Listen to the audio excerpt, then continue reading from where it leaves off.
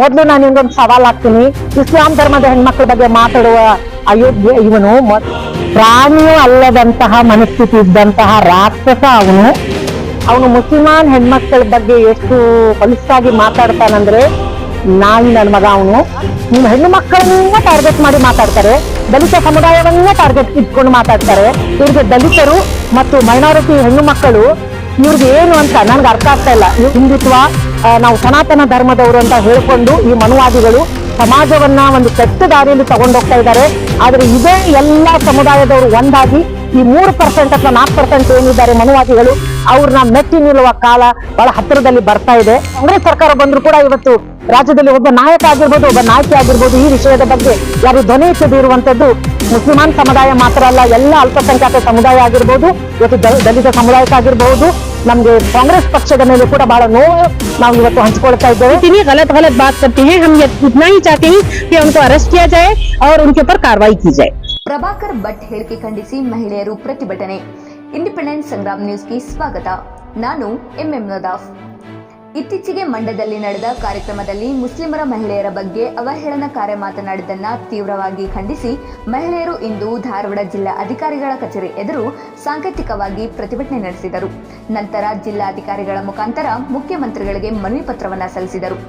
Forward trust ಹಾಗೂ ಸಾಧನಾ ರಾಷ್ಟ್ರೀಯ ಮಹಿಳಾ ಚಿಂತನಾ ವೇದಿಕೆಯ ಇಸಾಬೆಲ್ಲಾ ಅವರು ನಮ್ಮ ಸುದ್ದಿಗಾರರೊಂದಿಗೆ ಮಾತನಾಡಿ, ಇಡೀ ಮಹಿಳಾ ಸಮಾಜ ತಲೆ ತಗ್ಗಿಸುವಂತೆ ಪ್ರಭಾಕರ್ ಭಟ್ ಮಾತನಾಡುತ್ತಿದ್ದಾನೆ, ಅವನನ್ನ ಕೂಡಲೇ ಸರ್ಕಾರ ಬಂಧಿಸಬೇಕೆಂದು ಆಗ್ರಹಿಸಿದರು.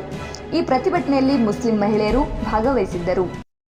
ಮೊನ್ನೆ ಪ್ರಭಾಕರ್ ಭಟ್ ಪಕ್ಕಾ ಮನುವಾದಿ, ಹೆಣ್ಣಿಗೆ ಗೌರವ ಇಲ್ಲದಂತಹ ಕೀಳ ಮನುಷ್ಯ ಅಂತ ಹೇಳಕ್ಕೂ ಕೂಡ ಹೇಸಿಯಾಗುತ್ತೆ. ಪ್ರಾಣಿಯೂ ಅಲ್ಲದಂತಹ ಮನಸ್ಥಿತಿ ಇದ್ದಂತಹ ರಾಕ್ಷಸ ಅವನು ಮುಸಲ್ಮಾನ್ ಹೆಣ್ಮಕ್ಳ ಬಗ್ಗೆ ಎಷ್ಟು ಹೊಲಸಾಗಿ ಮಾತಾಡ್ತಾನಂದ್ರೆ ನಾಯಿ ನನ್ನ ಮಗ. ಅವನು ಮುಸಲ್ಮಾನ್ ಹೆಣ್ಮಕ್ಳಿಗೆ ಮೋದಿ ಬರೋ ತನಕನೂ ಪರ್ಮನೆಂಟ್ ಗಂಡ ಇಲ್ಲ ಅಂತ ಹೇಳ್ತಾನೆ. ಇವತ್ತಿಗೂ ಕೂಡ ಈ ಮನುವಾದಿಗಳು ನಮ್ಮ ಉತ್ತರ ಕರ್ನಾಟಕದ ಅದೆಷ್ಟೋ ಹಿಂದೂ ಅಂತ ಹೇಳ್ಕೊಳ್ಳುವಂತಹ ದೇವದಾಸಿ ಹೆಣ್ಣು ಮಕ್ಕಳನ್ನ ದಿನಕ್ಕೂ ಕೂಡ ನಾವು ನೋಡ್ತಾ ಇದ್ದೇವೆ. ನಮ್ಮ ದಲಿತ ಹೆಣ್ಣು ಮಕ್ಕಳನ್ನ ಅಪ್ಪ ಯಾರು ಅಂತ ಸ್ಕೂಲಲ್ಲಿ ಕೇಳಿದ್ರೆ ನಮ್ಮ ದಲಿತ ಹೆಣ್ಣು ಮಕ್ಕಳಿಗೆ ಅಪ್ಪ ಇಲ್ಲ, ದಲಿತರು ಹಿಂದೂಗಳು ಅಂತ ಇವ್ರು ಹೇಳ್ತಾರೆ. ಮತ್ತೆ ಈ ಕಡೆ ಅಲ್ಲಿಯೇ ಅವ್ರಿಗೆ ನ್ಯಾಯ ಕೊಡಕ್ ಆಗ್ತಾ ಇಲ್ಲ, ಈ ಕಡೆ ಇನ್ನೊಂದು ಧರ್ಮದ ಮಹಿಳೆಯರ ಬಗ್ಗೆ ಇಷ್ಟು ಅಸಹ್ಯವಾಗಿ ಮಾತಾಡ್ತಾ ಇದ್ದೇನು. ಇವನು ಗಂಡಸಲ್ಲ. ಮೊದ್ಲು ನಾನು ನಿಮ್ಗೊಂದು ಸವಾಲ್ ಹಾಕ್ತೀನಿ. ಇಸ್ಲಾಂ ಧರ್ಮದ ಹೆಣ್ಮಕ್ಳ ಬಗ್ಗೆ ಮಾತಾಡುವ ಅಯೋಗ್ಯ ಇವನು ಮೊದಲು ದೇವದಾಸಿ ಪದ್ಧತಿಯನ್ನ ಸಂಪೂರ್ಣವಾಗಿ ಅವನು ನಿರ್ನಾಮ ಮಾಡ್ಲಿ, ಅವಾಗ ನಾನು ಅವನಿಗೊಂದು ಸಲ್ಯೂಟ್ ಕೊಡ್ತೇನೆ. ಮನುವಾದಿಗಳು ಇವತ್ತು ಅವನಿಗೆ ಎಲೆಕ್ಷನ್ ಹತ್ರ ಬಂದಿದ್ರಿಂದ ಈ ಕರ್ನಾಟಕದ ಒಂದು ಸ್ವಾಸ್ಥ್ಯವನ್ನ ಶಾಂತಿಯನ್ನ ಕೆಡಿಸ್ಲಿಕ್ಕೆ ಮುಸ್ಲಿಂ ಹೆಣ್ಮಕ್ಳನ್ನ ಮುಂದಿಟ್ಕೊಂಡು ಮಾತಾಡ್ತಾ ಇದ್ದಾನೆ. ಇವ್ರು ಯಾವತ್ತೂ ಕೂಡ ಹೆಣ್ಣು ಮಕ್ಕಳನ್ನ ಟಾರ್ಗೆಟ್ ಮಾಡಿ ಮಾತಾಡ್ತಾರೆ, ದಲಿತ ಸಮುದಾಯವನ್ನ ಟಾರ್ಗೆಟ್ ಇಟ್ಕೊಂಡು ಮಾತಾಡ್ತಾರೆ. ಇವ್ರಿಗೆ ದಲಿತರು ಮತ್ತು ಮೈನಾರಿಟಿ ಹೆಣ್ಣು ಮಕ್ಕಳು ಇವ್ರಿಗೆ ಏನು ಅಂತ ನನ್ಗೆ ಅರ್ಥ ಆಗ್ತಾ ಇಲ್ಲ. ಇವ್ರು ಏನ್ ಅನ್ಕೊಂಡಿದ್ದಾರೆ ನಮ್ಮನ್ನಂತ. ಈ ದೇಶದಲ್ಲಿ ನಾ ಹೇಳ್ತಾ ಇದ್ದೀನಿ, ಇವ್ರು 2% 3% ಅಂತ ಇರ್ಬೋದು. ಹಿಂದುತ್ವ, ನಾವು ಸನಾತನ ಧರ್ಮದವರು ಅಂತ ಹೇಳ್ಕೊಂಡು ಈ ಮನುವಾದಿಗಳು ಸಮಾಜವನ್ನ ಒಂದು ಕೆಟ್ಟ ದಾರಿಯಲ್ಲಿ ತಗೊಂಡೋಗ್ತಾ ಇದ್ದಾರೆ. ಆದ್ರೆ ಇದೇ ಎಲ್ಲಾ ಸಮುದಾಯದವರು ಒಂದಾಗಿ ಈ 3% ಅಥವಾ 4% ಏನಿದ್ದಾರೆ ಮನುವಾದಿಗಳು, ಅವ್ರನ್ನ ಮೆಟ್ಟಿ ನಿಲ್ಲುವ ಕಾಲ ಬಹಳ ಹತ್ತಿರದಲ್ಲಿ ಬರ್ತಾ ಇದೆ.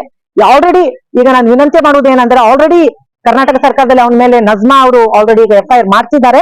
FIR ಆಗಿದೆ. ಇವನ ತಡಿಪಾರ್ ಮಾಡ್ಬೇಕು ಮತ್ತೆ ಇವನ ಇಮಿಡಿಯೇಟ್ ಆಗಿ ಅರೆಸ್ಟ್ ಮಾಡಬೇಕು. ಯಾಕೆ ಮತ್ತೆ ಇನ್ನೊಂದು ನಮ್ಗೆ ನೋವು ಅನಿಸ್ತಾ ಇದೆ, ಈ ರಾಜ್ಯದಲ್ಲಿ ಸರ್ಕಾರ ಕಾಂಗ್ರೆಸ್ ನಡೀತಾ ಇದೆ.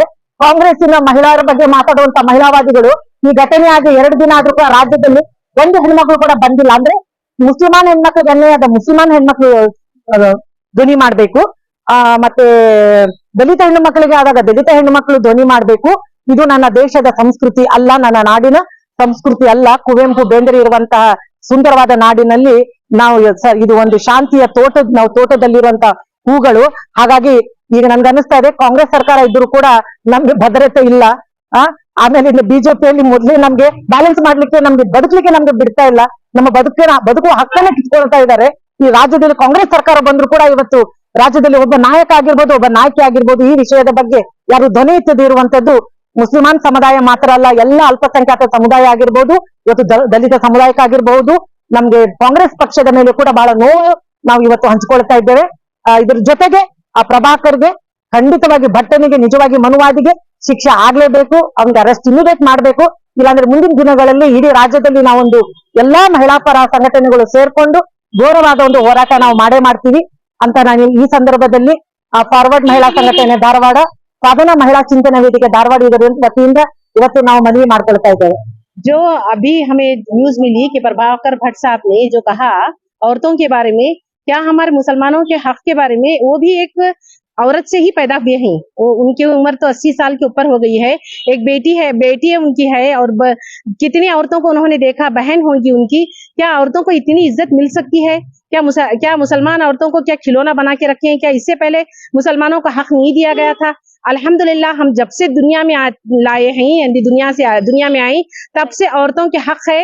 और हमारे मुसलमानों में तो हमारे प्रोफेट मोहम्मद सल्लल्लाहु अलैहि वसल्लम ने तो 1450 साल पहले औरतों के हुक्म बता दिए हमें, औरत का क्या हक है। अब ये आने के बाद ये कह रहे हैं कि हमें परमानेंट शोहर मिल गया है। क्या इससे पहले हमारे शोहर नहीं थे? ये कितनी गलत बात करते हैं। हम इतना ही चाहते हैं कि उनको अरेस्ट किया जाए और उनके ऊपर कार्रवाई की जाए।